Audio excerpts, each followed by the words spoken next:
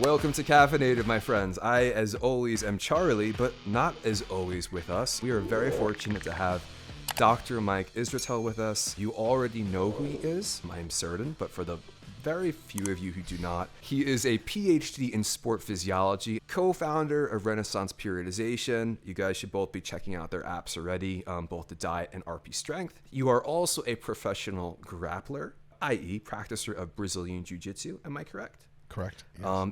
Competitive bodybuilder, which we know about. So basically, you're not only more muscular than I, but you know all the various ways to kick my ass. That's what I'm getting out of this. This year's Festivus test of strength will be a little sadder than most years. Thank you so much for joining us today, Dr. Mike. Charlie, thank you for having me on the podcast.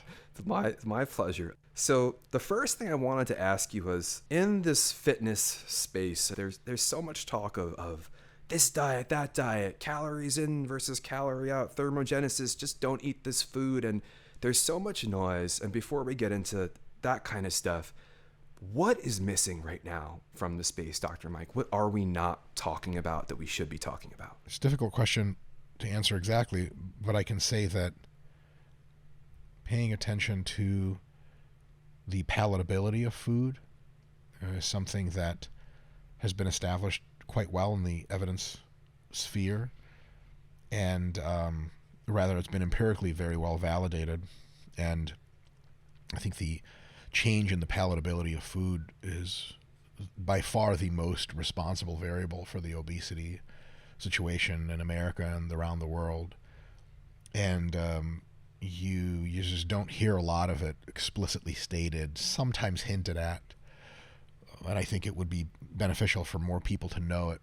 So you'll get a lot of things about calories and versus macros versus eliminating whole food groups. You'll get a lot of attention to processed versus whole foods. But most of those are not as explanatory. On a technical level, calories the most explanatory, but most of those are not explanatory to real human behavior as the relationship between the palatability of the food, in other words, how tasty it is, and the concomitant degree of body mass and body fat someone is likely to have. So to put that in more human terms, if a food and when a food is some combination of about three things, it's going to make a lot of people fatter if they eat lots of it. Thing one is that it's very palatable. It's very tasty. You want to eat it. Thing two is it's not very filling for how tasty it is. And thing three is for how filling and tasty it is, it has a high calorie density. So there's lots of calories per volume of food that you can put in your mouth. And so if you take into account what variables and what kinds of food consumption correlate most with obesity, almost always and almost everywhere, the people that become the most obese are the ones that are consuming the highest fraction of foods that have a high palatability. They're very tasty. They have a huge calorie density. And for their calorie density, you just kind of want to still keep eating more of them, aka they're not that filling. And so that trend towards eating more high palatability foods that are less filling and more calorically dense drives almost all of obesity. And it's also very amazing and parsimonious of an explanation for why the obesity, quote-unquote, epidemic has skyrocketed in recent decades. And it's because the availability ratioed to the what's called time cost or time price, how many hours a day you have to work to afford something. The availability, convenience, diversity, overall palatability as measured on raw and absolute levels, ratioed to time cost of food has exploded because it's multiple variables adding up, looks like kind of an exponential. And that's why you see obesity kind of blowing up exponentially. And just to sort of give folks an example, you know about you grew up in the United States, I assume? Yes, I did. Yeah. So you know about and you're 39 years old. I am. Okay, excellent. Look, I could tell your age. You know, they don't know that you told me before the podcast started. My God. I look like a psychic. I asked him one thing. It's like one That's thing. it. Oh, God damn it. He brings it back to my age. What an asshole. there's this cultural construct, near universal in American culture for decades, called either the Thanksgiving dinner or the Christmas dinner or the Sunday dinner or the steak dinner. These dinners where you had access to things like lots of meat, turkey, desserts, prepared foods. And these were meals that were extra enjoyable from a palatability perspective and a caloric density perspective. And they're culturally relevant because they were considered abnormal, not in the bad sense, but in the sense of like the special. These are not meals you eat all the time. Now, that was the case from, the 1920s, 30s, 40s, most of the 50s, etc.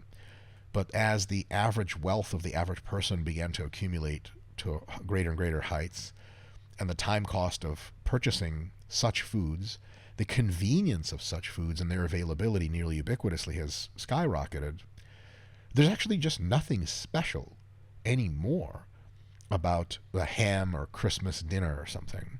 So like, when like the wolf is slathering, looking over the ledge in the cartoons at the family eating, the Christmas dinner, it would be actually quite difficult to explain to a person who's, let's say, 12 years old today, who grew up watching his parents and friends and maybe himself use like Grubhub, for example, or Uber Eats, where you can get Thai food, which instantly buries every Western food ever made and food palatability and time cost and everything. Like, there is no beating pad Thai. It's undefeated. And if you can get pad Thai anytime you want, 3 times a day for very affordably for most people, the sort of valorization of that super special steak dinner just kind of goes out the window. And at some point it becomes difficult for people in a modern day who don't have that historical reference to understand what's even so special about these foods. But that really puts into perspective the fact that now the very poorest Americans can every day afford to eat in a way that in the 1930s, 40s, and 50s was considered a once a week, maybe once every few months, probably real special way. You can go to Costco or Sam's Club or most grocery stores and get a completely pre-made, preheated, pre-treated rotisserie chicken. It's delicious. It is already made. It costs like $5. And now the average fast food worker makes like $15 an hour. You could start to imagine how we get ourselves into a situation where we have such unbelievable amounts of super tasty, super convenient foods that, man, theoretically, if you knew this in the 50s, you'd be like, man, if we get wealthier enough and capitalism really keeps expanding, so we're going to be able to give people a lot of stuff that they might use to get really fat with. And that turns out that really was the case, because looked at from another perspective, if you're alone in the 1950s, you don't have a wife that cooks for you, or, she's taking care of stuff, like, how do you have fun with food? Do you go to local malt shop? Maybe there's the first few malt shops opening up in your town. Maybe you don't even have one. And so you eat from a much more utilitarian perspective. You might have some bread. You might go to the store, make it some kind of cut of meat. You have to sort of grill it yourself. Maybe you put it in the oven. It comes out okay. There's a couple, ketchup maybe is available, mustard. Maybe you have some veggies or something. And it's kind of like, it's just really difficult to like have tons of fun with food. Now, assume you're, let's say, high on marijuana and getting ready to eat some grub. Someone drops you off at a modern grocery store. I mean, it looks like paradise magic. Like, how? Our grocery store, I live in Brighton, Michigan, which is kind of close to Detroit. Our Kroger, our local Super Kroger, which is the supermarket, Charlie, I kid you not, has 3 separate aisles of just potato chips. Wow. And, like, that's the obesity epidemic. Because if you give people super tasty food that has tons of calories and doesn't fill them up, most people do not eat for macros. They don't eat for calories. They eat for what's in here. They just eat because they want to eat. And they auto-regulate their intake based on when they no longer want to eat. And how many calories you've put into your body when you no longer want to eat Taco Bell is a very different number of calories than just some black bread, cuts of chicken, and a couple veggies, like you're just not going to eat that stuff for that long. And again, you eat 1,000 calories of it, you're like, whatever, I'm done here. But like 1,000 calories of Taco Bell, you're just getting started. And so that really is, I wish, to be more of a conversation, because usually people have a lot of red herrings and straw men in that, processed foods. Well, hold on a second. I can have a food that's very, very processed, casein proteins, micronized and all that stuff. Who overeats casein protein? My colleague, Jared Feather, who's our head coach of our physique division at RP, is a fun test he does with clients when they say that they're hungry. And he goes, no, you just have cravings. And they're like, no, I'm hungry. He's like, oh, gotcha. You can have as much casein pudding as you want tonight. And they're like, man, go f*** yourself. I wanted pizza, damn it. I don't want more casein pudding. Here's the thing. If you're actually physiologically hungry, like a starving person, you'll eat bowls of casein pudding. Right. But still not as many bowls as you would eat of Taco Bell contents. And I do say Taco Bell contents for a reason, because I think Taco Bell, and my friend James and I always joke about this, there's like 3 to 5 ingredients in Taco Bell, and they're just intermixed in different topographies, and that's what you get. It's like when you put one under the other, it's a pizza. Yes. When it's on top, it's a chalupa. That's it. Brilliant. Oh, yeah. Thank you. I should have thought of that 20 years ago. And I'd have my own. I thought of that 20 years ago. I just learned it about 5 years ago myself. So. It's totally true. I remember my sister and I would go there as kids all the time. She'd be like, I want the Mexican pizza. And I'm thinking to myself, they just smushed the taco. These are the tacos that fell on the floor, and they picked them up, and that's what we meant to do. Have you ever seen Apollo 13, the movie? I have, okay. Yes. There's a scene there, for folks who haven't seen it, where all the top NASA engineers are kind of sitting in the little flight center, and this guy dumps a bunch of components on the table, and he goes, with just this stuff, we have to make this square component fit in this round component. I swear to God, that's how Taco Bell was born. They're like, okay, we have cheese, we have tomatoes, we have lettuce, we have various tortillas, and we have ground meat and a sauce optional. Guys, wait, we have sour cream. All right, there we go. There's 7 ingredients. And he dumps them all in front of like food scientists, and he's like, make this into a menu of 20 items. They're like, geez, you know what? Someone's like, Mexican pizza, because the thing fell on the ground, to your point. There you go. That is the American dream, because they found a way to do it. Really, they did. Think about the inbound shipments to the Taco Bell every morning. The truck drops off. It's like 5 things. Like you run a real restaurant, you need like 80 different ingredients. Nah, they're like, look, we're going to do this with 6. No worries. They were the greatest business owners, too, because they had so many pivots. There's like 49 different places we can get our not really meat from. And I love it. Can you imagine just the monopoly they had on it? Your very eloquent statement, it reminds me of a thought that might get me in trouble. Is this palatability an intrinsic flaw with like a paleo diet? Because not only did they not have a choice, but like you said, that was the availability. There was not the stimulus. So to your point, 3 aisles of chips. I wonder, if a hunter-gatherer could have a Snickers bar on him while he was chasing, a gazelle or something like that, I would think he would. He would eat it. Right, yeah, absolutely.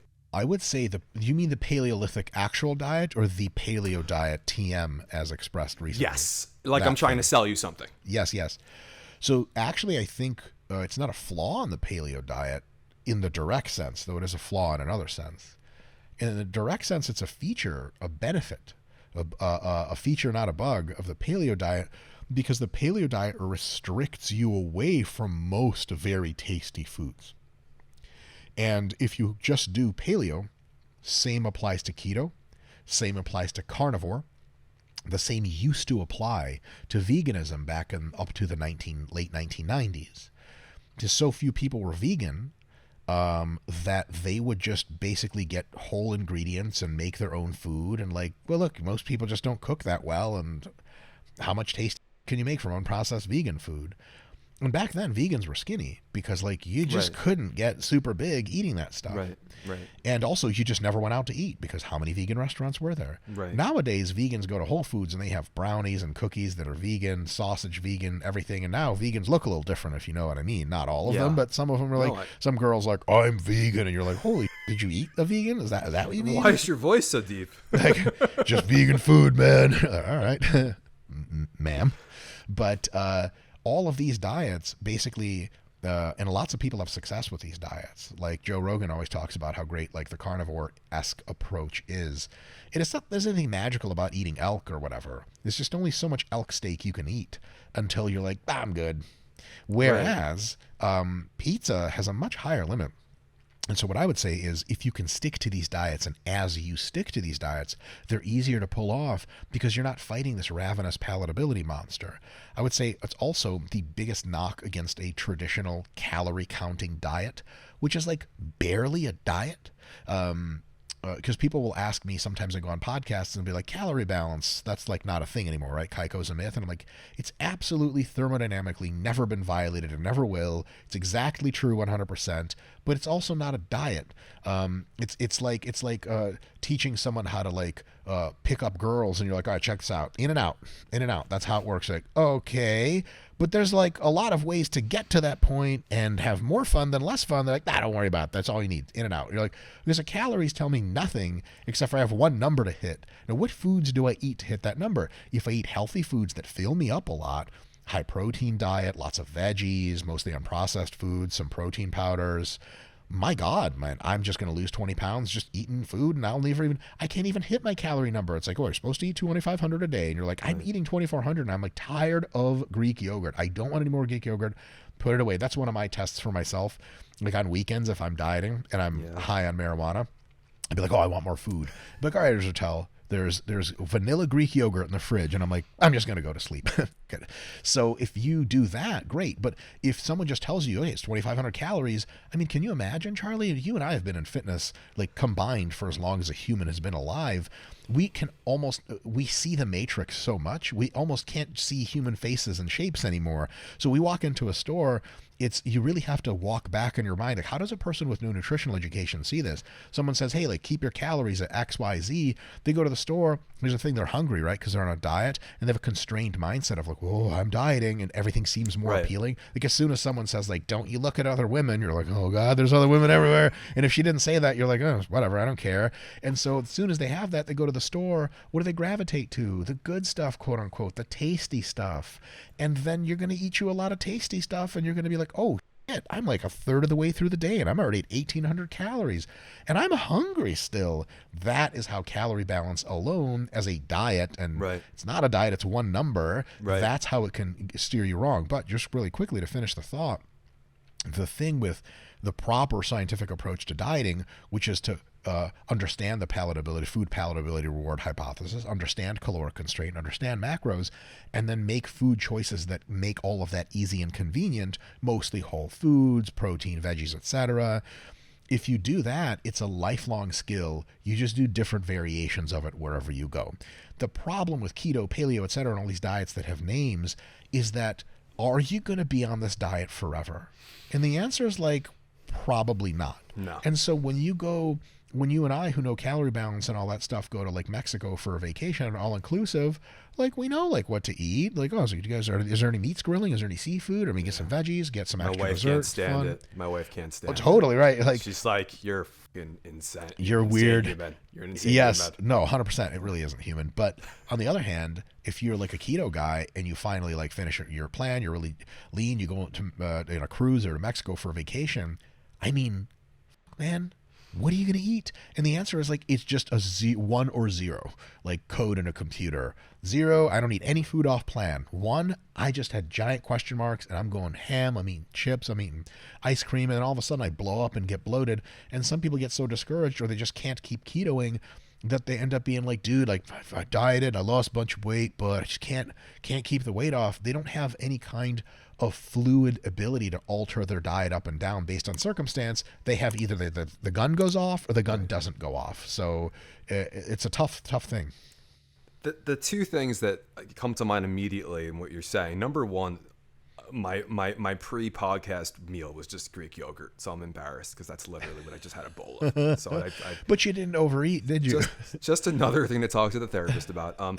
Secondly, what I find so interesting about this too, to your point, not understanding is one of my favorite things is if someone ironically talks to me, I'm just like, have you ever weighed out a tablespoon of peanut butter? Yeah. Like, have you ever weight a tablespoon. I'm not saying you got to do it the rest of your life. Just do me a favor. Next time you make a PB&J, which I love, that was my food growing up. So my fantasy was just that jar.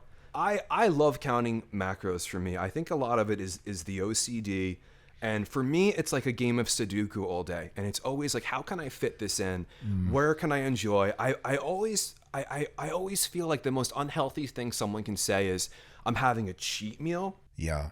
Do you know what I mean? Because I feel like having the connotation that I'm cheating is like, are you really though? Yeah, no one has been morally harmed. The IRS isn't coming for you. You're treated in no meaningful respect. I'll say I can see this from both sides. On the one side, the side you're coming from, I 100% see that. Considering meals as good or bad, staying on plan versus cheating is a kind of moralization and pathologization of food consumption, which is like a strange flex and also might lead some folks on some end of a spectrum to not so healthy of a relationship with food. Yeah. That's forgive me, it's all jokes, but, kind of like the Catholic relationship with like, sex, for example, or the Roman Catholic mobster's relationship to crime, like very good and evil, but you can always go and tell your sins and everything's good after that. And so that is a big downside for sure. But there's also some truth to that idea that if you are a person who is, as a free agent in the world, navigating what's called the food environment, then it may be a helpful heuristic for you to consider meals on two ends of a spectrum. One end of the spectrum, whereas you eat most of your meals, are going to be what I like to call business meals. Like, it's strange to see someone in the morning before a day of work put down like a bunch of donuts and dip them in chocolate sauce. Like, you preparing for work by doing that? So it's like most of the meals of the week and of the day are meals that fuel you and restrain your hunger and are super healthy and have nutrients. And so just, lots of veggies, fruits, whole grains, lean meats, healthy fats, all that other stuff. And then, because you're eating like that most of the time, you can get to a very low body fat and body weight level as kind of your settling point. Because that's why 1950s people looked slim, because that's kind of all they ate. There just wasn't a ton of convenience food around. And then what I like to say is, on sometimes, whatever occasion you see fit, you can go into the other side of the spectrum, which is anywhere between just more of the same healthy food you like, all the way up to quote-unquote cheat foods, which is high palatability, low nutrient density, micronutrient density, high calorie density junk food, right? Junk food is absolutely a real thing, and it's probably a thing you shouldn't be eating all the time. And so in that respect, when people say like, I'm trying to be good, I don't like the moralization, but at the same time, I understand where they're coming from. Like, okay, you're trying to make better than worse choices. And for most times and most places, for most meals of the day, people should be eating those business meals. But every now and again, you're like, fuck macros, I'm getting pizza. Pizza's going to have all the macros in it anyway. And then that's super awesome time to just kind of let it go. If you're doing the fluid approach the whole time, it's awesome to do when you're not burdened by hunger and food cravings. As soon as hunger and food cravings come in, then your ability to make good choices in this food environment that offers you so much temptation, it gets a little tough. And you might be like, well, my body does kind of need Cheetos right now. I can put them into the macros. Sure, you can stuff Cheetos into your macros, but it's just going to cause you a lot of hunger and misery later when you realize you dunked all of your food into something that barely filled you up. So there's kind of, I think, a push and pull there. I absolutely agree with what you're saying, 100%. I think that it's the idea of, do you know where to insert that versus, and to your point, having those meals around it that are business meals makes it a lot easier to have a couple of slices of pizza, I think, versus have an entire pizza because maybe you didn't eat for 8 hours or something like that, which maybe gets to more of a fasting thing. Totally. I want to ask you as well, something I've noticed, and I don't know, you bring up a really great point, a terrific point about, having a poor association with food. I feel like body dysmorphia today is not a new thing, but I feel like for men, either they're talking about it more, or I feel like I see it more with men as well today. Am I on point there, or am I off? I'm not sure. I love these kinds of questions, and I get them quite often, but what I'll say is, short of looking at comprehensive surveys of the American public, which themselves are a little off, because the only people that will do the survey are people that agree to do surveys. I just don't know anyone personally who will spend 30 minutes on the phone talking to a pollster. But that kind of comprehensive data will start to show you like what is the trend of body dysmorphic behaviors or attitudes expressed by males age 18 to whatever, as compared to 5 years ago and the 5 years before that, and so on and so forth. There's this other thing where what you think is going on is so, I don't want to say tainted, but altered by your algorithm and your media stream, that assuming that your algorithm presents you with a kind of a holistic view of the world is just like, it's literally wrong. And by design, your algorithm is designed to promote only one thing to you: content you seem to like to watch or consume. And it's a very good algorithm, it's very, very, very insightful.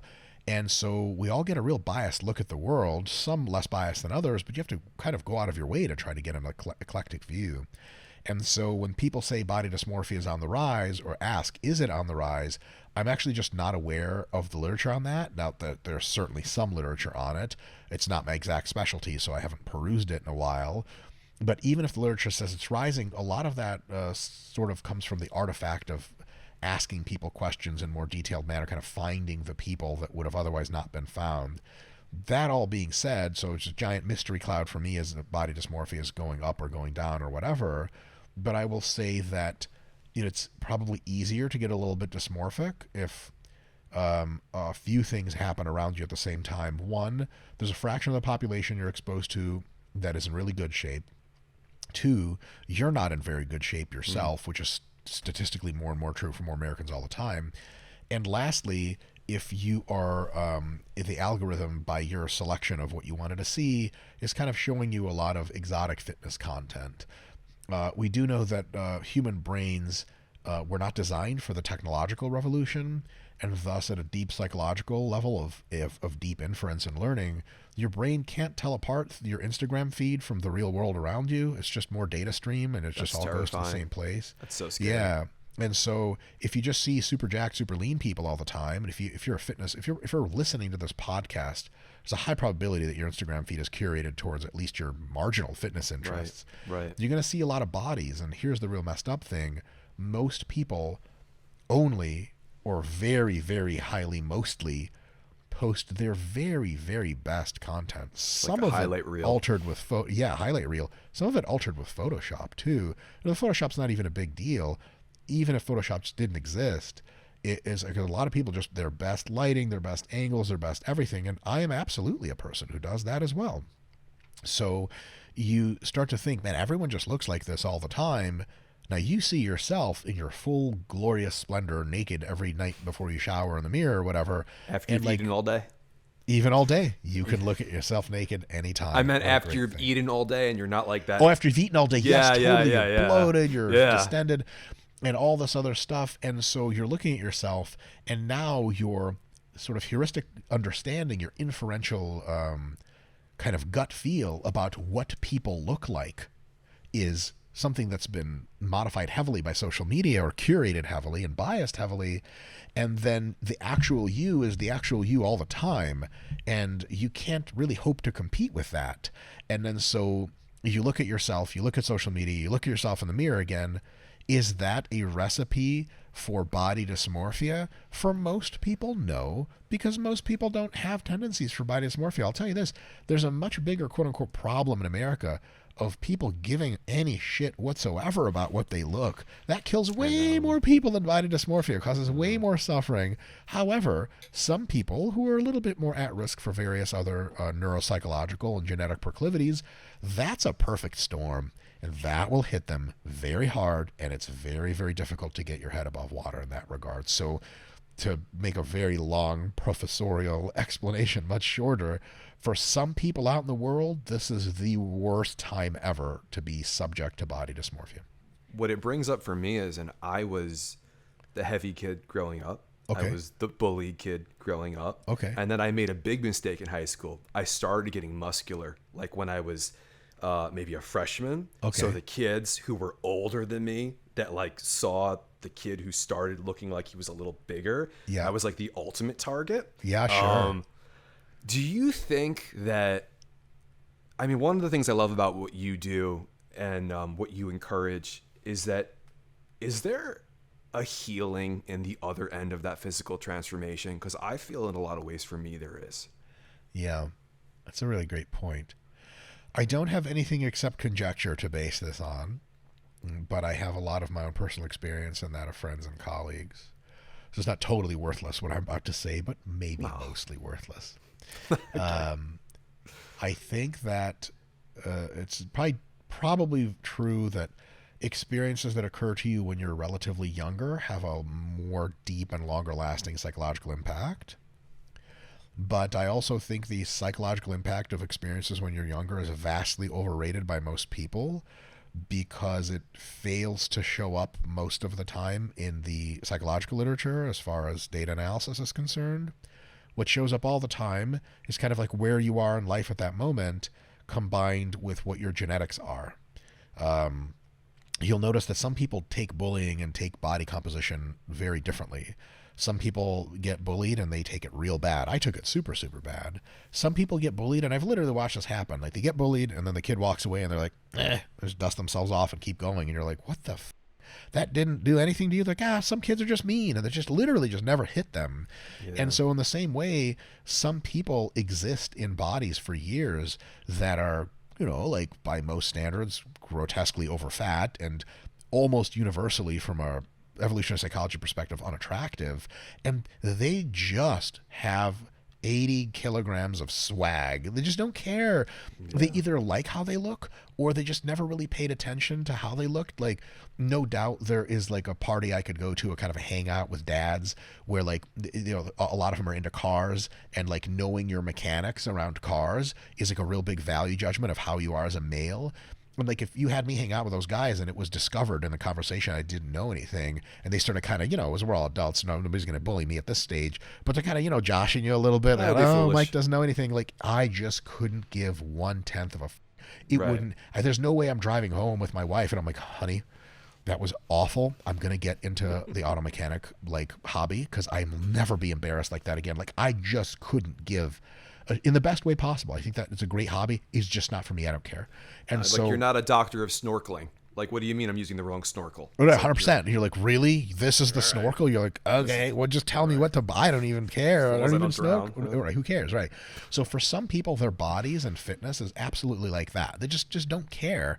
Some people are just more resilient. But for some of us, you and me very likely included, we just didn't really enjoy being out of shape when you were younger. We did not really enjoy the bullying.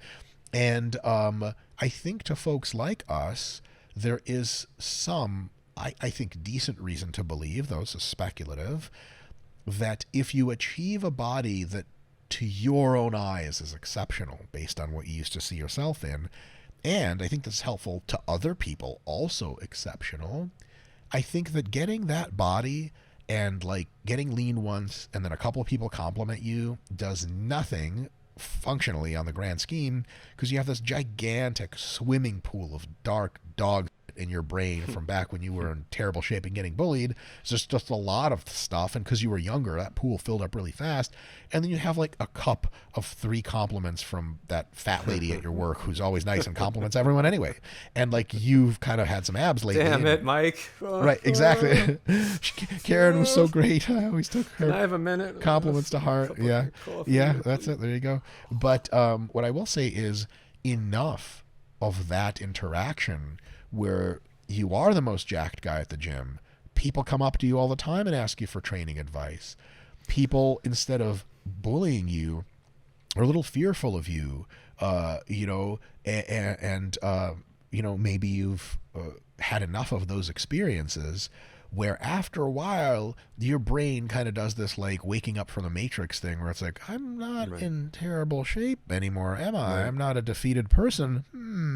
And then it starts to re-architect itself to heal you so that, if you see someone getting bullied for being fat on TV, just a TV show, whereas if you were going through it at the time or several years after, you would have been like, man, this hits. Like, I do not like watching this.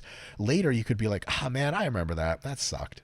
But it doesn't hit super deep because someone's like, what if you were in that situation now? Like, I was on a podcast recently and, like the idea of someone bullying me like now came up, and I was like, Do they have a gun?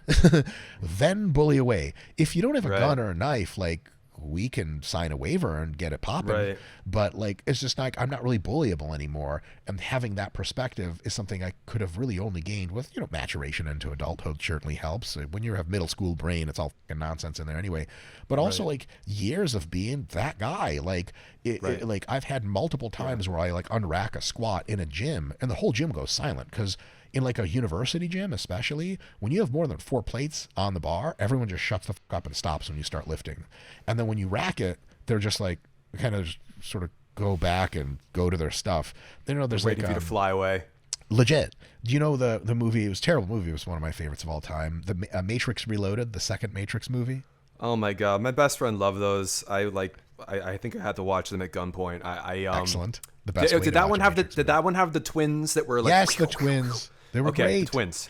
Yeah, I saw it. I loved it. Of course, I loved it. All those parts to it that it had.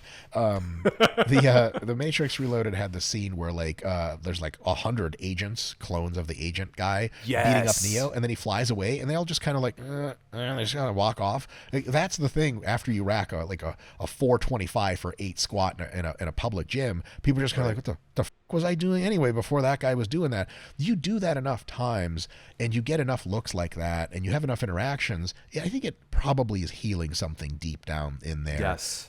And also to bullying specifically, like if you do Muay Thai or do Brazilian Jiu-Jitsu, after you've been beaten up enough in those, you don't approach, because like when you get bullied or beaten up in real life as a kid, it really is like an emotional experience, right? Yes. But you get beat up for the 18th time by the black belt when you're a white belt, it just doesn't affect you anymore. Like you're bruised, you're fucked up, you're tired, but you don't have the sense of defeat. You're just like, that was sweet, man. It's a fucking Shark Tank, if you have someone be in a car accident, they walk out like really scared. But if you have a professional bull rider experience the identical forces getting thrown off a bull, he's like, woo! Like, he's not winning, but he's hanging in, and it's not emotionally salient for him anymore. And then you start in jiu-jitsu or MMA or whatever, beating up other people. It's about 10 years of getting beat up, beating up other people. Your relationship to bullying and physical violence and people's facial expressions. Like, if a guy at the store is like, hey man, you're in my way, I'm just like, oh, no problem. Because if he motions towards me and grabs me, I'm like, oh shit, I have an arsenal. This is great. Right. You idiot. You just really fucked up. And so fighting is not an emotional thing anymore, and neither is bullying and all that stuff. That stuff really helps after a while, I like to think. I don't know how much it helps, but I think it helps quite a bit. Yes, and I think there's such a dichotomy too, where on one end of the spectrum, I was that person who felt maybe like I didn't have power, and I won't talk your ear off, but I had an experience in Target with my kids. Thank you. Maybe 3 or 4 days ago. I love Target, and there's a guy there, and I don't like the way he's speaking to his wife. Do you know what I mean? Not like but like he's talking to her in a way that I'm just like, I'm not really comfortable hearing this in the public. Like, what was he saying? I don't know if there was a language barrier, but the tone of it was a little threatening, and I just felt myself like I'm not gonna let this happen. And then my wife went to the bathroom, and I have a 6-month-old baby girl, and the guy decides that, like, when like you're kind of tight in the aisle, and you can either go around the person or squeeze in through between like the 6 inches of in my case a stroller. The guy made the mistake of trying to was almost on top of my daughter, and before I could think, I did like this Jean-Claude Van Damme guile thing with my arm, and I was like, you're too close. And then I was like, I mean, maybe just like, I feel like I was that person before, and it's like, it's very, I hate to use the word triggering because I don't even know what it means. But triggering, that's a good word. Maybe it is that, where I'm just like, I don't want to see someone else experience that. Right. Is that? How did he take it? He almost fell backwards. I scared him. I don't want. Yeah, look at you. Holy shit. He'd be like, no, I'm going to die. No, I just like, I would be more worried about, did I hurt someone's feelings? Where I'll be like, was I too much? Like, I'm not a tough guy. I don't walk around like this at all. I just don't have it in me. Well, but like you do. Well, when you have children, it's dad. You know what I mean? Yeah, I mean, it's so funny because I'm an enthusiast. I was that guy you were talking about who maybe got asked a question in the gym, who was like, maybe I should learn some of this stuff, and I should go to people like you for Which is my next question, actually. There are so many talking heads out there and charlatans and people who are just pushing nonsense. I mean, the one that I keep going back to lately is like fiber is killing people. Like there's a broccoli and fiber thing now, and I see the little things coming up. Jeez. How does someone new to this space, it doesn't just have to be fitness, it could be health, nutrition, whatever you think is relevant, Dr. Mike, how do they navigate that without maybe the frame of reference that you certainly have? I maybe have a little bit as well. Yeah. I would say, depending on the degree of involvement they'd like to have in understanding their diet, you might want to like pick up a book or read an article or two, maybe from an accredited governing body that tells you about the basics of nutrition. And then you can look at people who claim very wildly different things as like marginally less likely to be correct. Interesting. Nothing can really replace an education in the basics, so that's a really good thing. Another thing is I have developed like a 10-point BS detector. It allows you with no knowledge of that specific field to render a probability estimate of, is this person not saying true things or are they? One of them is people who are saying things that seem to be completely reverse of what you understood. There's a marginal probability that they're incorrect. Another one is, do they say something different than most of the other experts are saying? They could be an iconoclast and could be ahead of their time, but that's less likely than they're just full of.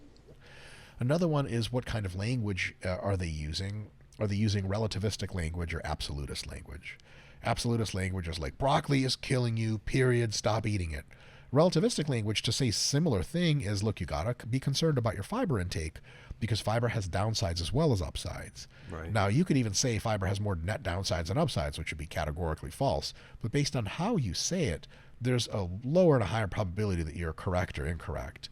Like, Andrew Huberman, he gets some things wrong. Everyone does. But he's usually not like screaming at people about it and calling people idiots. Then you got a guy calling people idiots and screaming about something he could be right about, but it's a little bit less likely if there's less of a balanced approach. And it's those kinds of context cues that tell you whether or not you're onto some. There's a great example of that by analogy is there was a dude selling a book about how to get free money from various government programs. And his commercial on late night TV was him in a white suit with green dollar signs, or alternatively a green suit with white dollar signs all over it. And he was like an insane person that screamed a lot. It was funny. It was attention grabby. But like, if you bought his book with the full intention of exploiting the government to get as much money as possible, it might have been a great book. And it might have been tons of like, dude, just declare your business a nonprofit or whatever, all these super legal things to do. But when someone's like a crazy person jumping up and down and yelling at you on late night TV, if you're like, man, this guy's got it figured out, oh, geez, maybe, but probably not. So if someone's like, broccoli kills, and you're like, man, like, my pediatrician said broccoli was good. Everything I've ever heard said broccoli was good. Another one now that we have access to, I'll say is probably the best thing to do, is just ask AI about it. Ask a chatbot. You got Claude 3.5, you got GPT 4.0. Whenever this podcast comes out, and if people listen to it later, this will no doubt be outdated. But the modern large language models are real smart, and they know basics really well. Like, you can ask ChatGPT, like, hey, is broccoli bad for my health and is fiber bad? It'll, in a very gentle, nuanced way, be like, there are certain ways in which too much fiber can be harmful. But for most Americans, more fiber is better for the following 8 reasons. And you're like, okay, but how do you know this stuff? Can you like reference some kind of sources of where you got this? And it'll be like, yeah, here's 10. It'll be like U.S. Department of Agriculture, Food and Safety, Registered Dietitians Association. You'll be like, all right, now where are the sources for like fiber is bad? It'll be like Prison Planet, Alex Jones, ketoisforwinners.com, carnivore.net. And you're like, right, okay, so little different standard here. At the risk of sounding foolish, which I'm always at risk for, will AI give you sources too? Because that's my biggest insecurity with AI. It does. Yeah, that's why I'm always on I'm always in some journal trying to say, if I'm going to say something, especially I'm not a doctor, I better have a piece of paper and the references behind me where at least people can see this is in good faith as of this study. Not that it can't, be maybe proven less likely or more likely in the future. But that's so interesting. I did not know that. Oh, yeah, it does now. And you can even prompt it to your level of specificity. You can say, hey, using only comprehensive literature reviews and meta-analyses as sources. Please give me the lay of the land for the following topic, and Wow. include as many comprehensive lit reviews and as you possibly can. And I'll give you a few prompts to search the internet over and over to find them. It can do that now. That's incredible. GPT, the free, the 0-1 trial model can actually tell you its entire reasoning process as it does it. So in about a year, this is going to be a nominal ask of AI with no extra input. It's just large language models are getting so good all the time, exponentially so, that the probability of being correct on various issues is now just into the 90 percentile plus. Now, some very deep, very nuanced topics, they're going to get wrong. Like I asked GPT-01 about like stimulus to fatigue ratio dynamics. It looked like it was saying correct stuff, but on the details, it was like, that's wrong, that's backwards. It's not using systemic fatigue properly here. But like, this is very esoteric stuff. When you're talking about people with basics who just like, I'm just trying to make sense of food, and some asshole at work told me broccoli's going to kill me. Like, is that really true? GPT can knock that right out of the park for you, no problem. It's so you are so confident in that because you have such a background and you're an academic where you can say wait, that's where you're kind of going astray, and you can draw that line. For someone like myself who is trying to maybe bring this to people in a way that is understandable, but I'm certainly not the authority, I think I'm more insecure about that because I maybe don't know where that line is. Do you know what I mean? Yeah, of course. So that's fair. At least it's all relative. I can speak with more degrees of confidence, sometimes less degrees of confidence. Sure. Another thing is if you get something wrong and someone says, you got that wrong, you're like, look, I'm just like a guy trying to do my best. If I get something wrong, they're like, aren't you that guy that's like super popular and the world listens to about this? And you're like, you're right. So it's a little yin and yang there. Do you ever feel like, and I wasn't going to ask you this, but I was so, what a great way to start a question. Fire away, man. I'm here for it. This sounds terrible, but I feel like, yeah, you are that guy everyone knows now. And I'm honored to be speaking with you. Oh, stop. And no, but sometimes I feel like because you are that guy people know, it maybe gives people the right to ask you, they feel the right to ask you just whatever the hell they want. And I'm not saying they can't, and you're certainly, look, you can say, I don't want to answer that. I just feel like people think, oh, you're a public figure. Like, what is that? It's fun. There's an element there where it's like, I think the term is parasocial, where people feel like they know you, but you don't know them because they watch videos of you, but you have no idea who they are. So they feel like a degree of, what's that called? There's like a derisive term for it, familiar, like not in a good way. Like, it's like someone you never met, like puts their arm around you to ask you a question. You're like, motherfucker, do I know you? Can you get the off of me? That's a bit different. The physical stuff's different, but there's definitely that sort of situation. But I will say that even though it's odd when it hasn't happened to you before and it starts happening to you, I will say there's not much for me of a degree of deep offense that if I sort of really think about it, there's nothing there because on the one hand, anyone actually can ask anyone any question they want. The only thing that person has to do is either answer the question or say, I'm good, man. I'm not going to answer that. And that's you can do it to anyone. But when you're a public figure, it really does mean public figure. Like, you're there kind of as a public servant in a sense.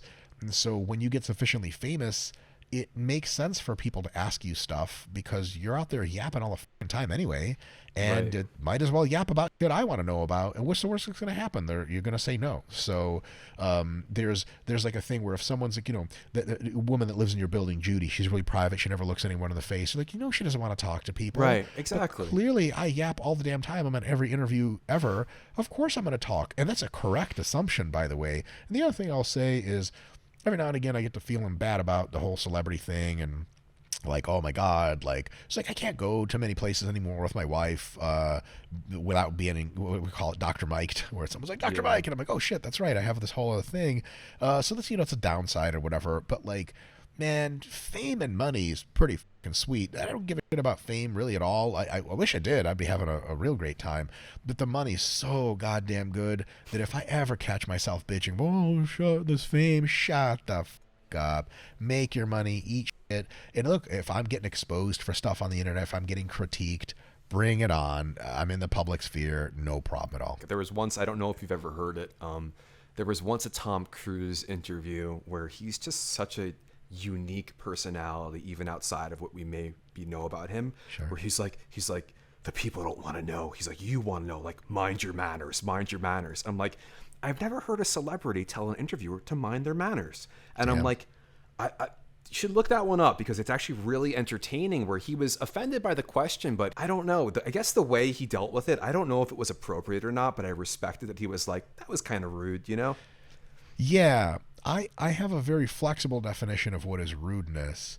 I also have, if someone could peer into my brain and the thoughts I have, and you're either gonna be like, whoa, holy shit, or you're gonna get really offended. So it's almost impossible to offend me. Right. It would be really interesting to say something that offends me, and if I do get offended, I do believe it's on me. Like, that's a me problem, and it's up to me to chew that out in my own head. I'm not gonna say, oh, stop offending me, but I will say it's easy to say that intellectually, and on my best days I feel like that.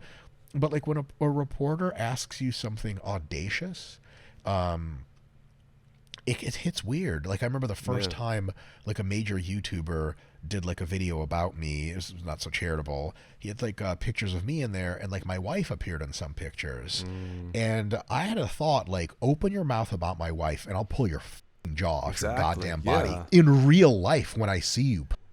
But like, that's insane. Like, we live in a free country. You're supposed to tell people their wives are hideous, ugly, filthy creatures, and they're not supposed to do anything about it, because a world in which people fight each other over wife stuff is, well, Will Smith versus Chris Rock at the Oscars, which was one of the greatest public falls from civility I've ever seen in my life. That was wild. I would have loved Will Smith to come in. Hopefully I get better at this funny guy shit. Then I'll be doing the Oscars, and I'll be like, Will Smith, we're going to start this We're going to start these Oscars by pointing at you and watching you do nothing about it. What you going to do? Sit down. Also, the joke, because the joke was about his wife, right? It was a funny joke. And also, like, comedians make jokes. And when I realized YouTubers, they yap because it increases views. Like, yap away. It's all good. You're not hurting me physically. And it's riding on your coattails 1,000%. Yeah, 1,000%. Someone once I don't know that someone told me this. I heard this, and I'm going to paraphrase poorly, but you will hear Coke mentioned in Pepsi ads all the time. You will never hear Pepsi mentioned in a Coke ad. Yeah. So it's kind of the same thing where these people, you know what I mean, who are pulling into the space. It's like this little 100%. And that's one of the reasons why. So like, we had like sort of two eras of the Exercise Scientist show on YouTube on Fridays. The first era was critiquing celebrities. Then, to be completely honest, we just ran out of celebrities that have videoed their workouts. And then the second wave is like some celebrities as it comes up, but a lot of fitness people and bodybuilders and wrestlers and stuff. I don't love that I was really critical of the Hollywood people, because if I was one of them, especially one of the trainers, and I'd have watched that video, I'd have been furious and or really like depressed. It was like, Jesus Christ, this guy just toasted me on to millions of people. On the one hand, on the other hand, like, when you're Kim Kardashian, your net worth is like $1 billion. And just to put this in perspective for people, if you have $1 billion invested in very conservative investment funds, very low risk, you can live on $40 million a year in perpetuity, and your wealth still goes up over time exponentially. Like, how bad can it get? And that's a real thing. Once you're running for public office, once you're a celebrity, the upsides are so insane that, like, look, I'm sorry, people are going to talk about you and they're going to say mean things. Another thing that I think most people can relate to listening is a miniature version of this happens to everyone. Is in a sense, everyone is a celebrity now because social media, you have your stuff out there for the world. And the comments section. The comments section is composed, I've said this a few times on a few other podcasts, sort of roughly 3 groups of people, maybe. Very few normal people, and lots of like very exuberant people that just want to socialize, and they're great. They're like, oh my God, your fitness journey is so amazing, LOL, ha ha ha. And then another fraction of people that are like people that will never see the light of the sun. people with no one to talk to, usually people who've lost the sort of race of life against no one running against them, and they're mean and they suck and they're gonna tear you down. And these people are just like, like, I just wouldn't worry a lot about what people's. Imagine this. Imagine like the fucking Kyle, the jock popular kid with a super hot blonde girlfriend in high school and the letter jacket, and someone's like, hey, like Blake from the other school says you're a bitch. You're like, what the that motherfucker, right? He's my version at the other school. Okay, fine. But if you're like, hey, like, Jim the nerd kid with the braces thing who does the Star Wars training cards at lunch and wears a trench coat and already has a bald spot and a ponytail, said you're a, or he'd be like, who the is Jim? And he'd be like, that guy. You're like, you gonna go beat him up? Oh, Jesus Christ. Like, I don't even want to be associated with these people. Like, I hope he finds his way in life. I'm not taking offense to that. And so a lot of times when people get at you in comment sections and stuff and in criticisms, like, it's kind of more of a them problem than a you problem. And also, everyone's entitled to their own opinion. So the best way I would have to say, if someone says something unkind to you on social media, you can caricature that exactly as it is that's what that person thinks. You don't want to caricature it, oh, that's a true fact about me. Right. Like plenty of people on the internet, I don't get upset about this, like that guy looks like, they just say, I post up a bodybuilding pic, like that guy looks like, and like, there's absolutely a way I can agree with them even more than they agree with themselves. I can pick apart my physique and have hundreds of times, hundreds of different ways, and insanely imperfect. And so they're making a valid point, and like, that's how they feel about it. Does that mean I actually look like it? Well, I mean, sometimes I feel like I do, but sometimes I feel like look like God reborn. And so like, depending on how I feel about it, it doesn't really much matter what other people think. So like, if I was Kim Kardashian and I watched, my review of her workout vid, I would just smoke a cigarette of $500 bills and not give a f, because who the f am I? And in the grand scheme, no one. You just finished the bodybuilding at the NPC universe, and my first thought, no, I mean, you have an enormous amount of muscle. Thank you. I know that you're that is the first thing that comes to my mind, and I understand that you can critique you. What gets me is though, like, people who are the kid with the braces who weigh 105 pounds who like watch the sport and they're sitting in their mom's basement and they're like, oh yeah, I mean, look at that. I mean, yeah. And it's like, well, all right, wait a second. I think you are always your own worst critic. I know I certainly am. I'm going to do pictures or whatever, and maybe I will look as good or maybe I won't look as good. But I kind of feel like if someone who just looked like they paid no attention to their health, like, kind of looked at me and said, you look like dog shit, I'd be like, really? Like, first of all, that's not nice, but like, really? Like, yeah. It's a weird thing. The thing is, they don't say that because there's no one saying it, because there's no human being in front of you saying it. Right. They also don't have a profile picture, and they just, like, they're a troll account. Right. And so, or there's some guy who objectively looks way worse than you. Right. I've had very few pro bodybuilders ever criticize my physique, at least in public, because they just don't give a shit. They're like, oh yeah, that guy, he exists. I'm doing my own thing. I got my own shit. I'm a fucking pro. I got a competition next week. I did have a few of them talk, and usually the response they get from other pros is like, dude, what the f is wrong with you? Like, are you good, man? Like, why are you looking down? Like, who gives a shit? Really, really rare. Most of the people that criticize, you don't even know who they are. And I've done a thing once where I got into some little beef on Instagram with a guy who just, like, multiple posts in a row just trying to get at me, trying to ridicule me. And I really, like, let him have it, because, like, there's a pretty good chance I'm more clever and funny than you if you want to talk shit. I'm really good at talking. I almost never do it. Like, I can get to levels of talking that, like, I don't want to do, because it'll make you real sad. But like, I'm gonna win that battle 9 times out of 10. And if I don't, like, dude, you're hilarious, and I want more talking from you to me, because I pay good money for this kind of thing. So I let him have it a little bit, and then I clicked on his profile, and he was like very overfat, barely trained kid with very few posts, and I was like, oh God, who am I telling to go themselves? Yeah. I'm not a nice person. And he wasn't nice, but, like, again, it's that, Jim with the braces thing where I was like, oh God, I shouldn't. And so a lot of times that's the case. And look, it could be a guy who's handsome and muscular and the man, and telling you that you look like it. And then you're like, wow, you have all this, but you like spend your time on social media telling people they look like shit. Like, you probably suck. And that's probably true. Right.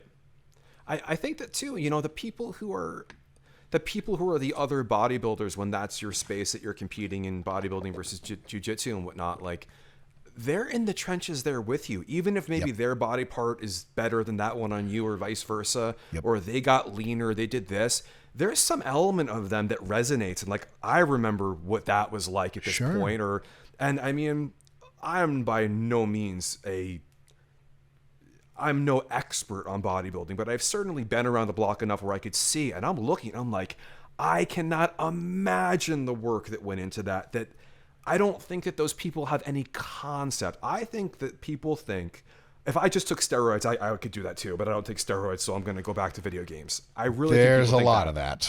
I really think people think it. Yeah, 100%. And like the need to heavily criticize people when no one's watching and it's just you and your computer screen, it's coming from a place often of like, you just don't find yourself in your own head to be too high on the totem pole, right? And you need to claw your way up past a few people. So bringing people down makes you feel better. That's cool, man. It doesn't bother me much. It bothered me much more when I was a lot more gear. But the thing that bothered me the most was like, it's a violation of, and I don't really believe in this thing, it's not a real thing, but it's man code. Like, you're going to talk some shit to me, do it to my face, motherfucker. Right. And if you won't, then you're a bitch, and I don't need to hear from you because you need 8 layers of screens and data centers between me and you. Like, I don't hear you talking to me because there is no you. So that's why I go ultimate comebacks. It's like, well, you look like shit. And I'd be like, so what do you look like? And they're like, well, it doesn't matter. Like, I know, because you don't matter. And they're like, they really think that through. They're like, holy shit. I don't matter. And, you know, at the end of the day, all of that stuff aside, you just doing your best. And you look a certain way. Some people will like the look. Some people won't, regardless of how you feel about it. And that's okay. Because even most people could not like how you look. And most people could be, you look like shit. And all you have to think and say in your head is like, yeah, I could see that. How the f*** are they going to insult you after that?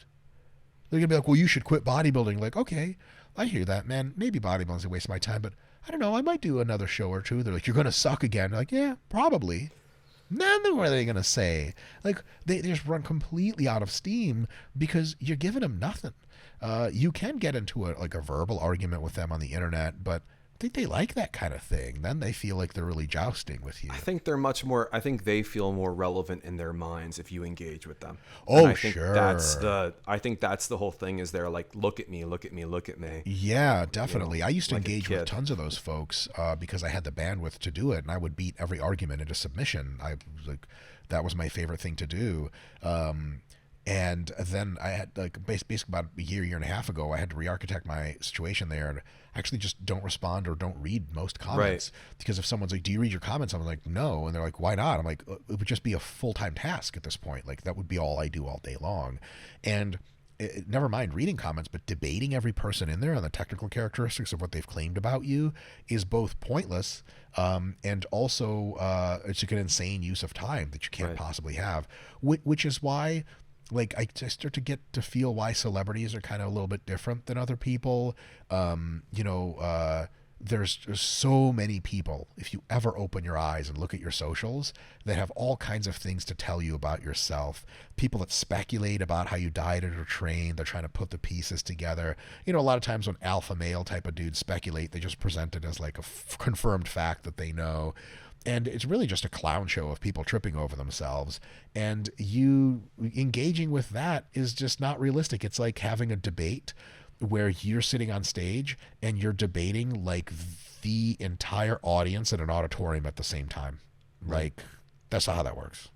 So much of that negativity, I love that you're not reading that stuff, because people just seek out their own echo chamber. It doesn't even matter if they're right or wrong.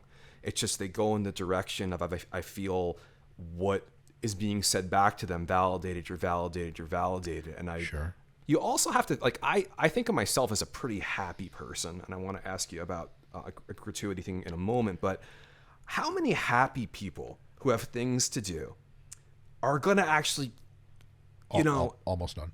None Oh, of sorry, them. lots, but they don't say mean things. They say really nice Of course, yes, of course. You know or what I like mean. irrationally expect you to engage with them when you Right. have like I've given this example on a few podcasts. The Rock made a post about his workout, and like I think it had like tens of thousands of comments, not just likes, not views, which were in the tens of millions, comments. Okay. And this one lady, I actually was reading this comment on one of our Exercise Science shows, one of the older ones or the first ones. She was like asking The Rock for specific advice about her situation. I was like, holy shit, lady, do you have someone to like explain to you how social media works, or are you just delusional? Like, why would you ever ask that? What is the probability? So, by the way, The Rock also follows no one on social media, but he has like 125 million followers or something. The probability that he just takes like one middle-aged black lady, who I think this was the woman that said that, and answers her question specifically, was just ludicrous, right? So you do have people like that. But also, to answer your question directly, how many happy people are like the people talking shit on social media? I mean, I've known a lot of these people. I used to have kind of not a hobby, a predilection for like talking to trolls like they're human, and then becoming friends with them to see what they're like, and maybe offering them some opportunities, which I've done a lot. And the reality is the vast majority of them, in my experience, are insanely disagreeable people. I mean, trait disagreeableness on the ocean big five personality spectrum. Wow. And disagreeableness is a trait I'm very familiar with, because we all have in our heads days and times where we're more agreeable, days and times we're more disagreeable, even in our own heads to our own thoughts. So I'll criticize almost every thought that comes through my own head and be disagreeable with that. So I'm super familiar with it. But if you get disagreeable enough, the desire to render criticism is like a knee-jerk response. They can't really help it. And so they're on the internet disagreeing with everybody about everything, and it's just comes from deep down in there. It's just a personality trait for these folks. And yeah, they don't usually have a lot of friends or anyone to talk to, because nobody likes to talk to you when you're a fucking cocker all the time. But the internet lets them yell at hundreds of people a day or something. With all these things going on, the trade-off. I heard you speak about gratuity in another interview too, which really resonated for me, because gratuity is an enormous part of my life, where sometimes you just take a moment and you kind of have to say, wait a second. And it seems like you're saying that to yourself, where, hey, this thing isn't so bad, even if it comes with this other stuff. Yeah. Being grateful is not something that comes always naturally for all people. There is maybe a fine distinction or no distinction at all between being grateful for things and just kind of basking in your own filth, for lack of a better word. Like, I'm the man, I've got it so good. And a lot of us have like guilty feelings for even having thoughts like that. But gratefulness means really leaning into that and being like, I am the man. I do have it good, goddammit. I got to be able to bask in the sun a little bit. And so my wife and I sometimes will like actually just sit down and go through gratefulness dialogue, where we're like, so what are you grateful about? What are you grateful about? Sometimes it takes a little bit of thought, because everything that we've accomplished, so we now consider banal and like, oh, I already did that. And also, if you think about it long enough, like the reason you accomplished all these things is there's not really anything special deep down inside you. Like, the reason I accomplished all the stuff is I just did all the work, and all the work is done. And so like, how do I take credit for something that's already done and worked on? And so sometimes it's tough, but it's really, really good to be grateful, because gratefulness is can start a series of emotions that make you happier overall. They improve your quality of life overall. And that's a really, really awesome thing. And another way of putting it is, if you're not going to be grateful for all the stuff you have in your life that's awesome, two things. One, who's going to be grateful for you? And two, you can go through the same life on technical grounds, the same income, the same status, the same accomplishments, the same overcoming demons, the same beautiful times with beautiful people. And you can look at it from the perspective of like, yeah, I don't know, it's just life, versus like, wow, this is so amazing. And just shifting the perspective is so amazing doesn't change anything, but lets you experience life in a way that's just so awesome. And because you're like, I didn't come up with money. Holy, Like, I grew up in the Soviet Union, for love of God. We have like negative money or something like that. Wow. Now that I have When like did you come over here? I'm saying sorry when to I was interrupt. 7 years old, 1991. Wow. Yeah. Now that I got all this really good in my life, which I've worked extensively at, it and in some sense I do this exercise every now and again, especially with my wife, where like when we're bitching or some shit like that, we're down. Like, shut up and count your millions, motherfucker. Are you out of your mind? Like, we're in a financial position now where, like, technically speaking, we just don't ever have to go to work again. So it's like, geez, this is all for fun. It's all for lols, you fucking idiot. Remember when you were trying to make rent, motherfucker? In that time, if I gave you millions and millions of dollars, would you have been like, oh my God, this life is paradise? Yes, you would have. Now you're there. Really take the time to soak it up. Now, the same thing applies to getting leaner, getting more jacked with your physique.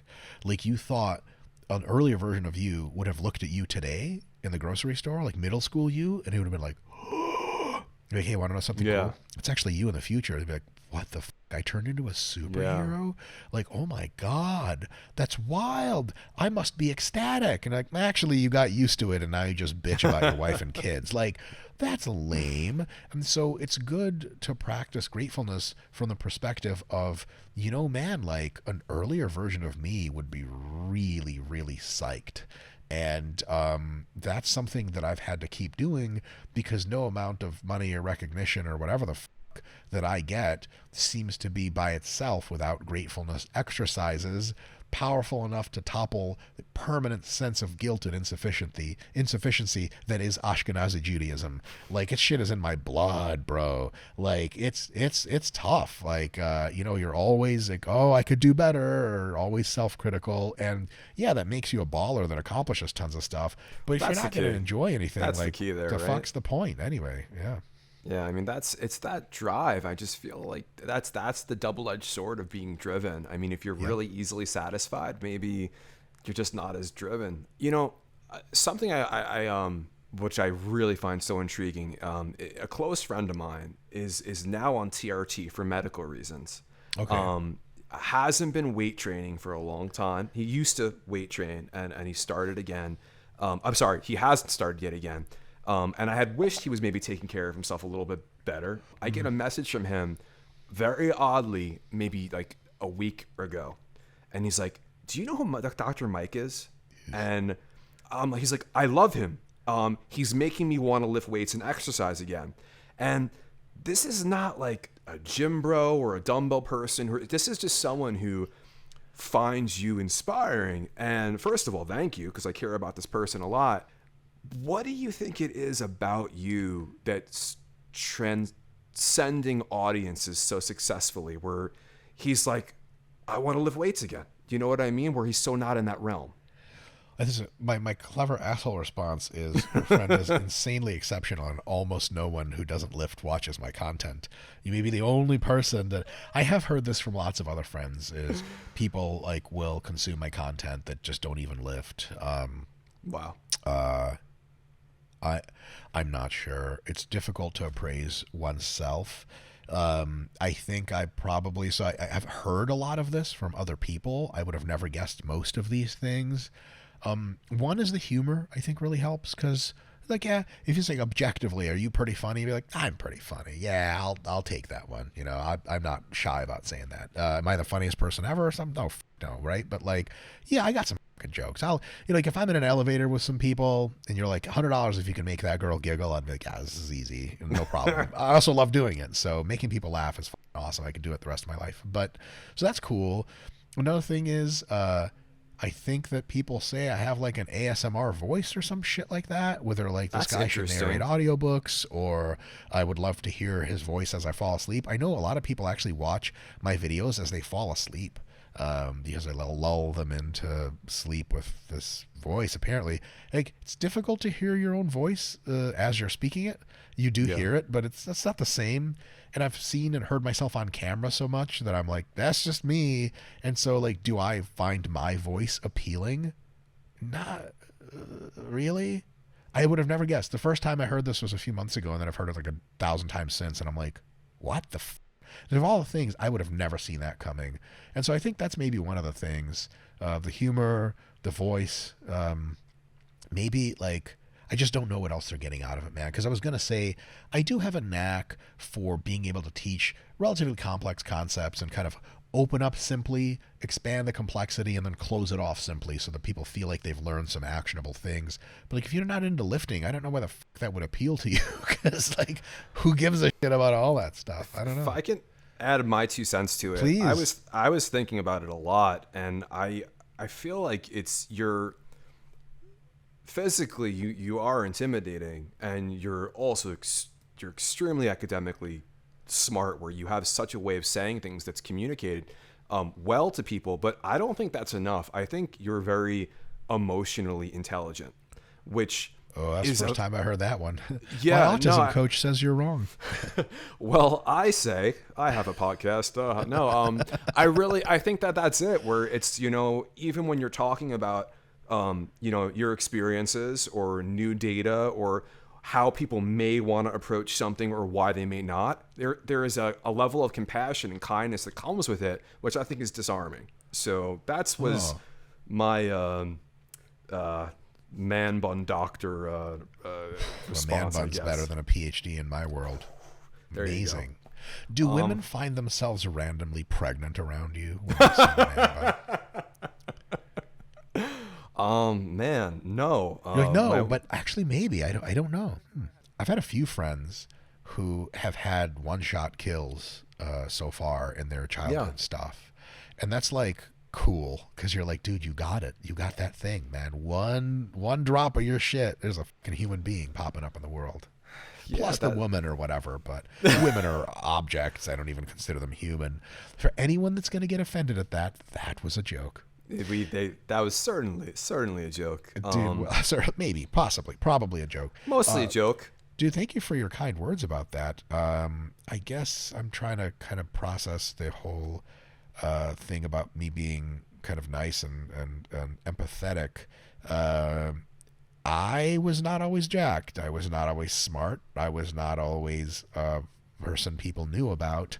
And I will never forget how it feels to be all of those things. Exactly. And I also, have met so many awesome people throughout life. And I've seen so many people change from not so awesome to very awesome and in reverse, such that, judging people and super harshly and not being able to kind of see where folks are coming from is tough after you've seen enough of that kind of shit, because there's every now and again, like a 15-year-old will say something, or his parents make him say something. It's like, that's your favorite guy on YouTube, go say something. And he's like, hi. And I'm like, hello.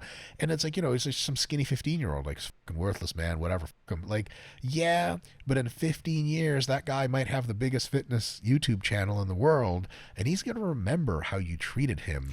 And also deep down inside, he might not be jacked, right? But he could be a person who is really, really diligent with his academic work. He could be a person that when his friends are feeling down, he cares for them deeply. That's so much more beautiful than being fucking jacked. I know so many scumbags that are jacked. Holy fucking shit.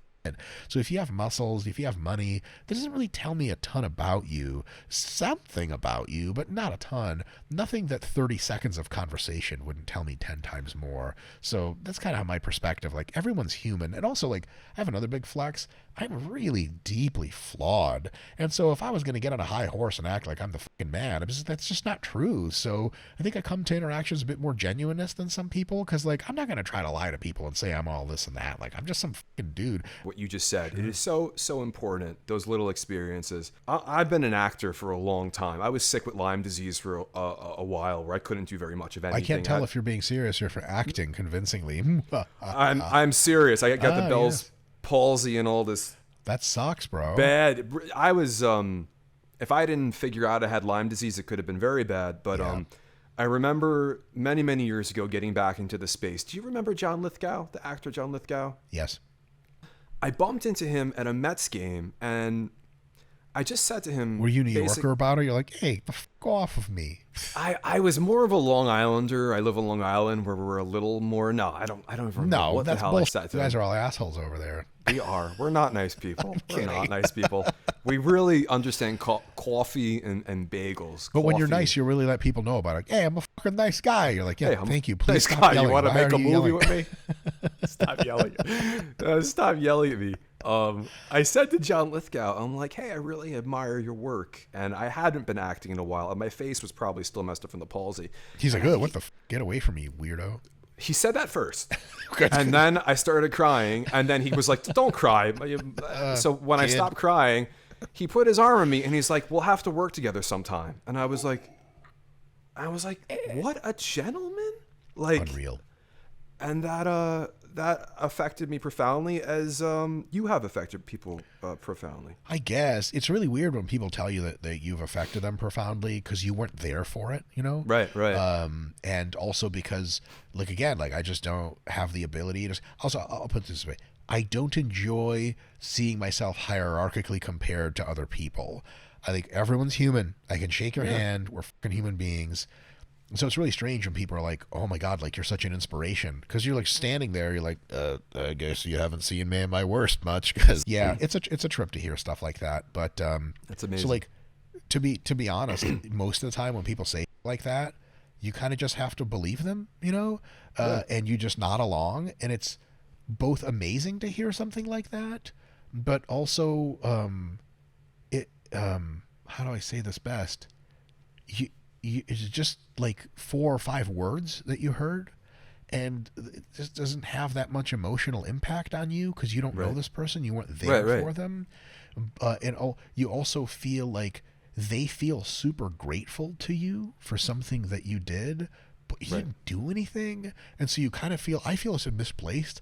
I'm always like, I always use lots of self-deprecating humor, mostly because it's funny and I like laughing, but also because it disarms people a little bit, and also because, like, I really don't think I'm that guy, but it's I don't want to get into this disagreeable situation with people who are like, dude, you're my man, you're super inspiring. I don't want to be like, nah, man, trust me, like, I'm not that cool. Like, that's weird because they're like, no, you are. And you're like, I'm not going to debate you. So it's almost, I'm always left with a little bit of kind of a pause of like, how do I best handle this? And what I end up saying is, like, probably the most genuine thing I could say in the moment is like, dude, thank you so much. And I want to remind you that you're the person doing all the work. And I have a couple jokes and you like the shit, so you got into lifting, but like, it's you that's doing the thing. And I'm fucking proud of you for doing the thing, man. You're the man. Like, back at you. That is the beauty of being inspiring, because in essence, in itself, being inspiring does not mean that you did the work. You just inspired it. And that's, you can have that place where, I mean, I think that's fantastic. Where, and you know what's kind of cool too, as you're saying it, I'm like, you really don't have to believe it, you know? And that's it's their truth, it's their reality. It's nice, it's super. Because I think here's why I struggle with this, especially in real life. I know what it's like to be the person that looks up to people to finally get a chance to talk to them, and you always want that interaction as it happens or as you approach it. Like, oh my God, I'm going to talk to this intellectual or bodybuilder who I looked up to. You want that interaction to be really great in retrospect. And you're not even sure what you want out of it. That's the problem. They're for sure not sure what the you want out of it. So I kind of want to be like, pause. Let me scan your brain and you scan mine, and I'm going to curate this interaction exactly how you wanted it. Because I'm real flexible. My sex therapist says arguably too flexible, but I fired her. Cause I think it's amazing that you have a sex therapist. That's probably a good kind of therapist to have. Yeah, it's for less sex. Hats off to you. Oh, do you see what I did there? I love it. Yeah. My mom said to me last week, we go to other stores where I pick fights. I do not. We go to BJ's. I love BJ's. I just think it's fun to buy a lot of food at once. I don't know. Yeah. It's just like it's a gas. American. It is, and I'm like, I try to encourage my mom, you know, healthy this and that, and I talk about, like, you know, and I got this big natural jar of peanut butter, calorically dense, sure, and my mom's like, yeah, I mean, we do the same thing at Costco, the Skippy, and I'm just like, I'm not. Don't even. The thing is, like, the Skippy's not that much worse for you. You know that. Calorically, right? It's calorically. Still, right? Even on net aggregate health impact, it's not much worse. Yeah. But it's one of those, like, if money's not really that much of an object, and for most people, like, natural peanut butter is not going to bankrupt you, like, it's probably the better choice. It's just funny that your mom had absolutely no idea. No. But another thing is, like, how people always say, like, oh, we just need more nutritional education. And I think they just assume that education is like a liquid you pour into people and then the liquid is inside them. They have to want it and they have to do the work. And like when I talk to a ton of fitness and health professionals, it's fun to talk to them about like how much of your bullshit do your parents listen to? Because for me, it's like almost none. Like if you can't talk your own fucking parents into the shit, good luck talking to the average American. You know, it's like the ultimate naivete is to be like, well, we just need to educate the American public. Like, good luck. The USDA has been trying for 50 years. And nobody lost, nobody found just yet. To your point too, with the AI and stuff, I feel like it's so much even more accessible today. It's just, are you that interested? Because most people don't care. Palatable. I want to end though with something that I call the GOAT lightning round. Oh boy, these lightning rounds. And this is really, I got to put on my intellectual hat. The GOAT lightning rounds. And this is where we eat livers with our bare hands and recite the ancestral tenets. No. We're not going to do that. Let's do it. All right, let's do the ancestral tenets and then we could go lightning round.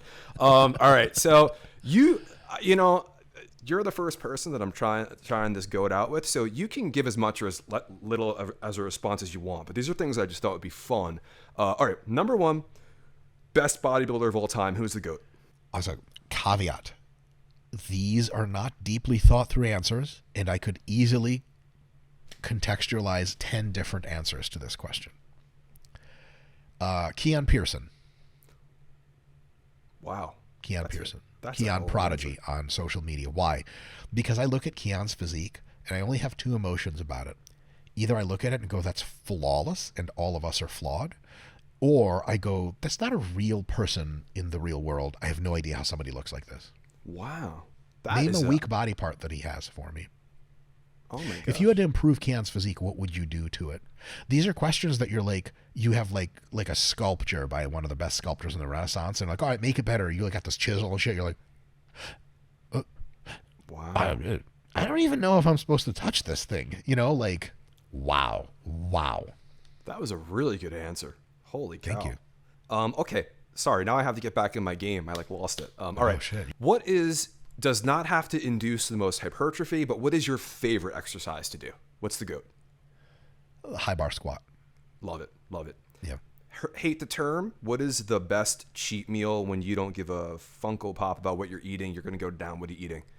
Me personally, or like what I would recommend to others? No, you. Yeah, you. It's going to be Taco Bell. Listen, Taco Bell has a special place in my heart.